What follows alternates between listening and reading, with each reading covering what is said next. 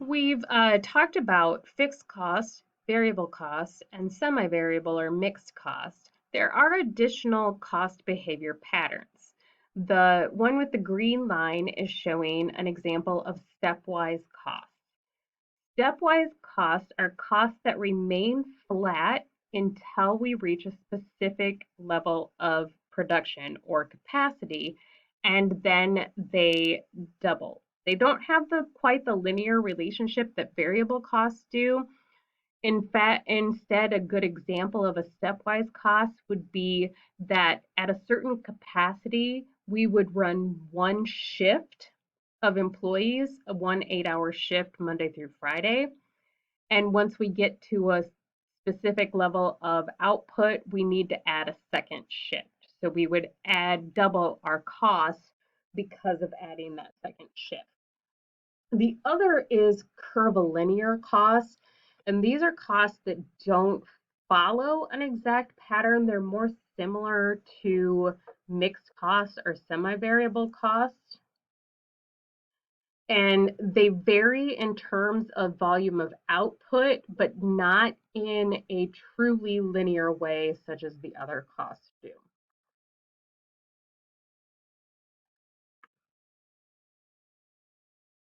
So when we're looking at all of the possible variations of cost behavior, in order to look at CVP analysis, we can add that unusual patterns of cost behavior usually end up offsetting one another. And they're most likely to occur at extremely high or extremely low levels of volume.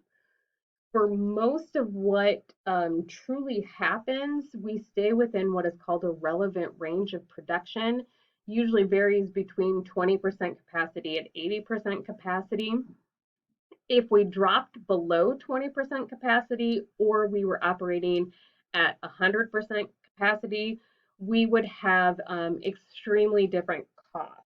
So when we're looking at the CVP cost behavior analysis, we're talking about a very specific output or capacity level in which those costs remain fairly standard. So that's within this relevant range here. So most businesses operate between 45% to 80% capacity and try to avoid large fluctuations in volume. Many businesses have cyclical changes in volume where they have some are busier around the holiday season, some are busier in summer, and vice versa. But they would stay within that relevant range of production. So when we talk about costs within the relevant range, that is where it's unlikely for our cost behavior to change in any way, shape, or form. So our fixed costs are going to remain steady. Our variable costs are going to move in an exact straight line. We're not going to have any outliers. We can also look at cost behavior and to look at a relationship with our operating income. So with CVP analysis, we often look at it as break-even analysis. So at what point of sales do we need to reach just to cover our base costs? And that is at the point where operating income is equal to 0. We also look at relationships for what if we want to hit a target operating income and how we would calculate that. So we're talking about operating income and not net income. So we're not looking at income taxes or non-operating gains or losses. We also, when we look at a CVP relationship, we're not talking about cash flows. So revenue results from both cash and credit sales, where we might see that cash payments and charges are made on account. So we're not talking about cash flows. We're just looking at a specific relationship between costs, volume, and profit. We make a lot of assumptions when we do CVP analysis, but it still gives us valuable information.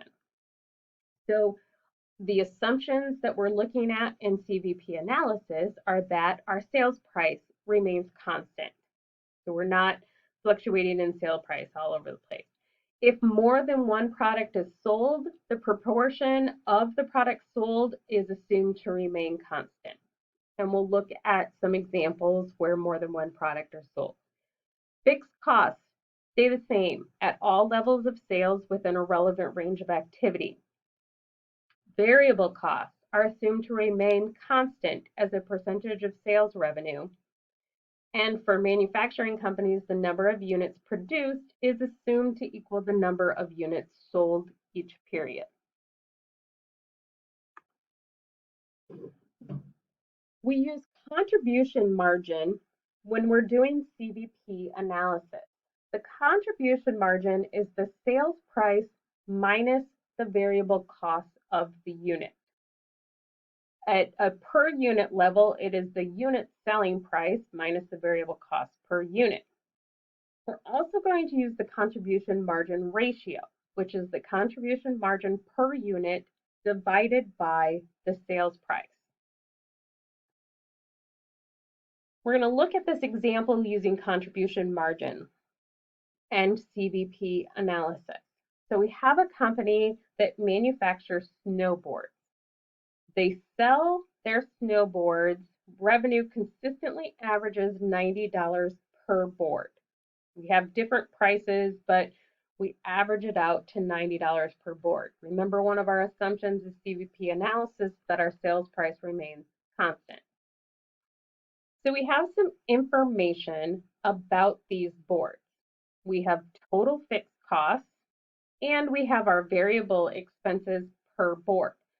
So when we're looking at contribution margin, we want to take the selling price per board minus all of the variable expenses per board.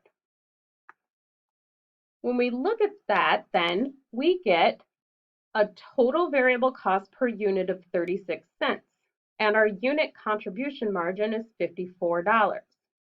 What this tells us is that 40% of each revenue dollar is consumed by variable expenses relating to the sale, and 60 cents of each revenue dollar is available to cover fixed expenses up to the break-even point, and once that happens, it contributes 60 cents to operating income thereafter. This is called the contribution margin. So if you take 54 divided by 90, you get a contribution margin of 60%. When we look at this CVP graph, we show where that break-even point is for boards. And the break-even point is the point at which we have covered all of the costs to have a zero operating income. Anything produced above the break-even point is profit for the company, and anything below the break-even point, the company is operating at a loss. So we can see here on the CVP graph that 700 units are required per month to break even.